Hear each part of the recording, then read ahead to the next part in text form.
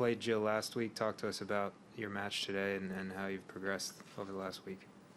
Last week we had a difficult match, and I think it was 7-6 in the third, long match. And today, I mean, we both familiar with each other's games, obviously, so I just knew what I had to do, and I just came out there, decided to play my tennis and try to mix in things that she doesn't like to play. All right, questions in English in the room? Can you talk about how you feel coming into this tournament this year? Do you feel some pressure after what you did here last year, or do you feel like you're kind of under the radar a little bit?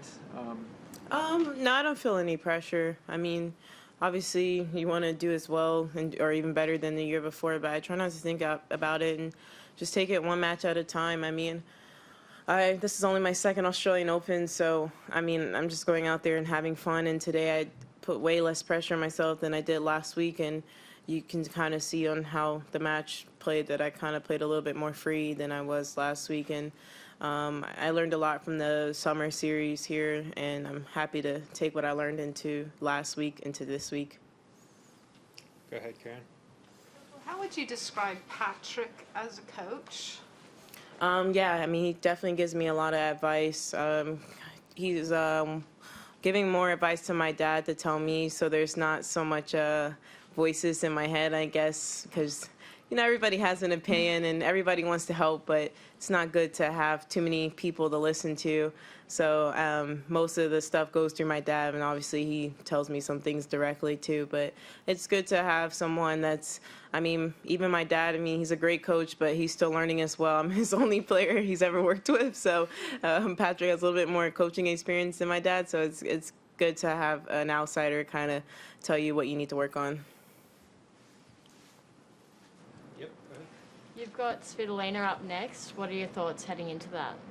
I mean, I'm just gonna go out there, I mean, and have fun and compete. I haven't really thought that far ahead, and I mean, and she's a great player. I know it's gonna be a tough match, but I'm just gonna embrace the opportunity and try to play well under the pressure.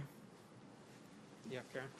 Coco, can I go back to your dad? Is he someone who is usually, because as you said, he's learning as he goes, as you are, that he's open to new information, or is it a credit to Patrick that he's able to, you know, tell your dad stuff and he does have an open mind about it?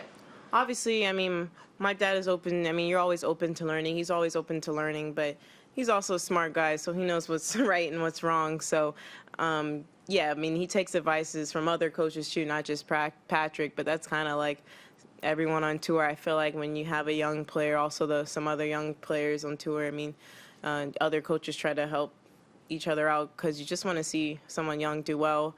So yeah, he takes advice from everyone, but I mean, he knows tennis really well, and he knows what's right and what's wrong. Yep, on left. How are you spending your time in Australia when you're not here at the center? Are you getting out? Yeah, I think, was it yesterday or day before yesterday? One of the days we went mini golfing at Holy Moly, which is pretty fun.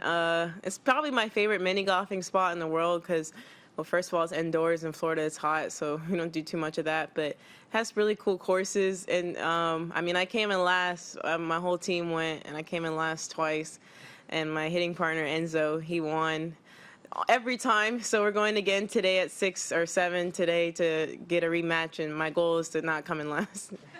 How do you think you can improve on your mini golfing skills? Apparently I play mini golf like tennis. I hit the ball too hard. And I think that I'm going to keep doing that because, like, that's just how I like to play. And even though it's not working, one of these days it's going to work, and I'm just going to be like, I told you, power is the right way. Any other questions in the room? If not, we'll move to online. Thank you. We'll move to our first question from ESPN, Willie. Hi, Coco. Hi.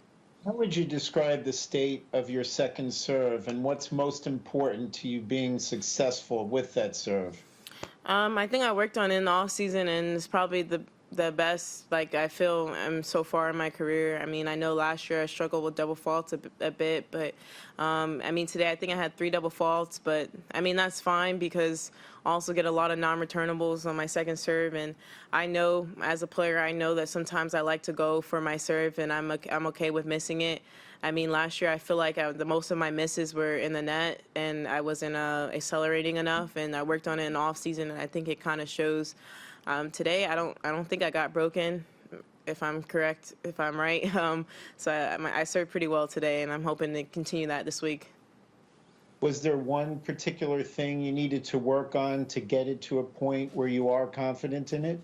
I mean, it was all mental, really. I mean, the change that I made was just accelerating more, but that was like, that's a change you can do in like a second. It didn't take like weeks of changing the serve. I didn't change my motion. I didn't really change anything. It was just my mindset going in on the serve. I felt like because I knew I had a double faulting problem, like, I mean, everybody knew, I kept feeding into it, but it's gotten better and it's no longer a problem, and it's not costing me matches like it used to. Okay, thank you very much. That concludes our press conference with Coco Gauff. Thank you.